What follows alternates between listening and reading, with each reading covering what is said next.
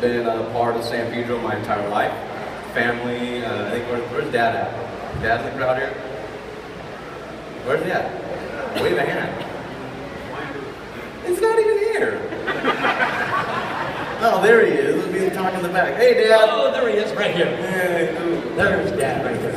all right, fourth generation, great-grandfather Filippo Trani opened the restaurant down on 7th Street was the original location, 1925. So we've been 4 generations in the town. Like I said, I think it was 6 or 7 years old when I started working down there at the restaurant, and took over executive chef position at about 20. Worked in Thailand a little bit, Bangkok, Thailand, the Oriental Hotel. Traveled through Italy, pasta making, a few spots. From there, I also worked with a sustainable company, Contessa Premium Foods, that was owned by John Lozovich, and I was the corporate chef and all the product development there for about 12 years. And that was in my free time with the restaurant business. But about 2 years ago, we opened Doma restaurant in Beverly Hills, and it's right smack dab in the middle of it. Local chef also, if you're familiar with Dan Tana's, great place up in Hollywood. The chef there, Nino, is from San Pedro. So he's the one that kind of put us together with the owner of Dan Tana's, the owner of Doma. So that's how I've been up there for 2 years, and it's been a tremendous experience. And doing similar events like this with sustainable seafood, and coming back and hearing that we did this in San Pedro was just awesome, because this is my hometown. I grew up here. Okay, to get to what I'm going to do today, I'm going to kind of show you what Tri-Marine does with this tuna. So it comes loined out, all ready to go, not wrapped in this ugly plastic. I did that myself. But as you can see, it's got a great color. Everything you want in the tuna. And there's no bloodline, no bruising.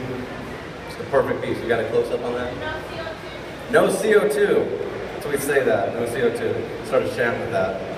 But I'm going to show you how I break it down personally, because we do a lot of sashimi cuts and tartars and I guess poke.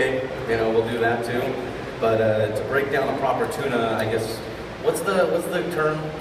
Toku? Anybody? For a piece of tuna? 10 points? I don't know the cut's name, but you're blocking it down.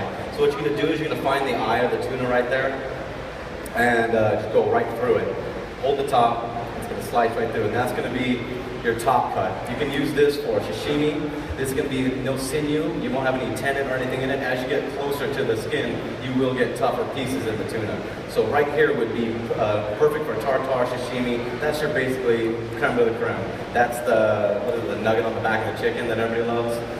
That's what that would be. So the next part, you're going to start right in the middle here, right above the eye where the eye line meets one of the skin. And you're going to start right there and just go right through that. And again, one of the best tools in the kitchen is an extremely sharp knife, because when you have a sharp knife, you won't cut yourself or anybody else. But going from here, you have your loin there, and you're going to loin this down to make your blocks. So you rule of thumb is you go 2 fingers depending on it. So I'm going to kind of start it right there. You do your 2-finger width, straight down with 1 cut. Always keep your blade clean and wiped, because if you have any gunk or anything that will stick on it, it's going to tear your tuna.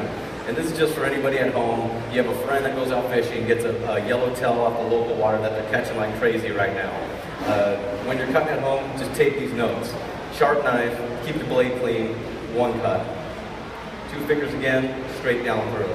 Then you're going to start building your nice perfect blocks like that. That will be for your sushi grade. This one too.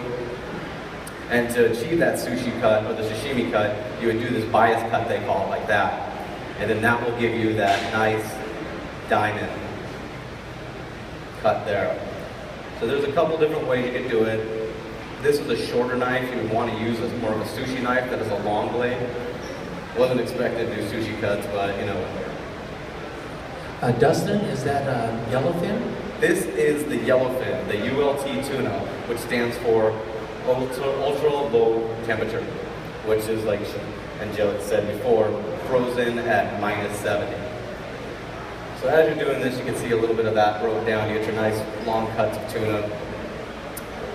Other than that, I don't know if anybody made it over to the booth today to try our tuna dish with the coconut air, and that was yay!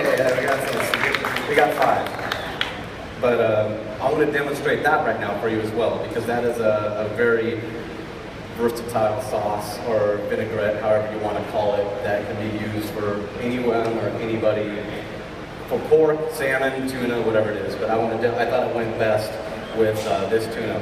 So what you would do here with this, after you get it broken down to your nice loins, and you really see, like in the description on this tuna, that after you cut it, it will blossom and bloom and color a lot more overnight, because everything is so frozen and sucked in that when you release it and when it aerates from the oxygen, you're going to see that real redness of it coming out, which you will see in yellowfin. Bluefin tuna tends to be a little bit more murky, not murky, but darker and a little more of a maroon color, like what you would see with the Hawaiian yellowfin. So here, all we're going to do with this is a little bit of salt on it. Sea salt or kosher. Never use iodine salt or table salt. It's just too strong. Put it on there. I'm just going to take a little oil. This is an olive oil, but I would prefer using high smoky point oil, which would be soybean oil. Grapeseed oil works great, but make sure this pan's hot enough. Don't touch it to see if it's hot enough. Just put a little piece on there and that'll tell you. So if you put it on there, you hear it sear, it's ready. So we're gonna put it on there. Super high temperature, whether you're using a flat top griddle, at the restaurants we use cast iron skillets. Because you can keep them at a controlled temperature, and as soon as the tuna or whatever you're searing hits the pan, it's not gonna cool it. It's gonna retain its temperature to continue to sear evenly all the way through. So this one here, you're just going to want to let it go for a moment. You're going to let it reach about 1/4 of an inch, maybe, not even that, like 1/8 of an inch on the outside, just to get that kind of sealing it in. And then just going to basically roll it all the way around. This is great to do, especially for anybody at home. When you can purchase this tuna, or if you go to local Whole Foods and buy like a great, sustainable grade yellowfin tuna, and this is easy recipes to do at home. And I think we're gonna work out something where we can put these recipes up online on our J-Training's website, where we can get the recipe of this vinaigrette. So at home, it's all basic ingredients, which I'll show you how to throw it all together. Roll it again, and basically you're just looking for evening cooking on all sides. Okay, how much time do we have to kill? Yeah? You guys aren't bored yet, are you? No. If anybody have any questions,